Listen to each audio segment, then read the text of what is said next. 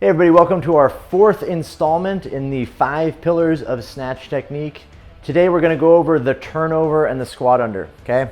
So the main points we want to focus on here is what happens with the upper body after the explosion. In the last couple of videos, we went over the start position, the initial pull, the explosion phase, and then after the explosion, we have the turnover, okay? So once the bar leaves the hips, what happens to it? What do we do with our arms? Okay, Alyssa's gonna start here. We're just gonna show what the top of a snatch pull looks like so you can get an idea. After the bar makes contact with her hip, it's gonna rise up, but the first thing that happens is she continues to extend into the ground, bringing the elbows up above the wrist as high as she can, keeping the bar as close as possible, okay? This is where that staying over the bar position we talked about in the last video really makes a big difference. So you're gonna do a couple snatch pulls here. Good. You'll notice that she keeps her elbows above the wrist and the wrist as straight as she can, as long as possible. She doesn't lean back at the top. This keeps the bar close to her body and prevents her from having to lean back and then cover that same distance to get back under the bar. Common mistakes here at the top of the pull would be not doing anything with the arms, simply relying on the power of the hip, letting the arms almost stay straight and kicking the bar out in front of her, right? There's too much space between her and the bar. Another common error would be, once the bar hits the hips, leaning back way too excessively and not using the arms, keeping them close to her body.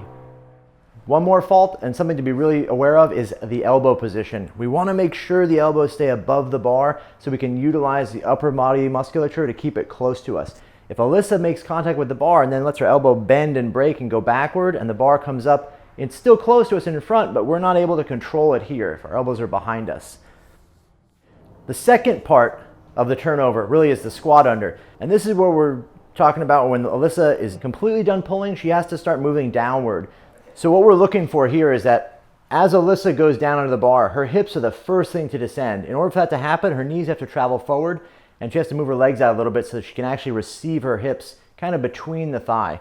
So she's gonna stand up like she is at the end of the pull, up on her toes, and drop her hips down first.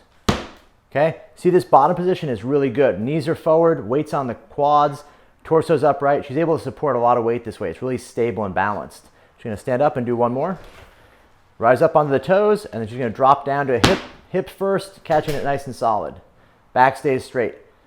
Now, the mistake we don't wanna do, what we wanna try to avoid here, is that when she goes down under the bar, she's gonna rise up, and if she tries to sit down without letting her knees travel forward and leans her torso over, she's gonna have a hard time staying balanced. So if she was to descend first by trying to drop her chest down under the bar, she's gonna have a big issue trying to receive the weight. So she rises up on her toes and then drops her chest before her hips. Okay, good. Not a good position. One more.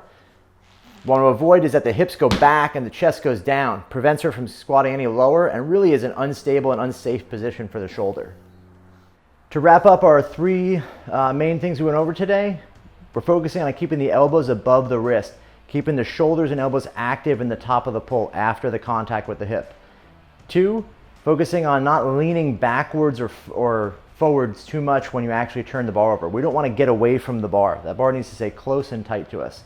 And then 3rd, when we squat under the bar, the first thing to go down has got to be our hips. If our hips are moving down, the rest of our body's moving down, we're going to maximize our time to fixation there. If you guys like these videos, subscribe to the YouTube page. We have one more video coming up in this series, the 5 pillars of snatch technique, so stay tuned.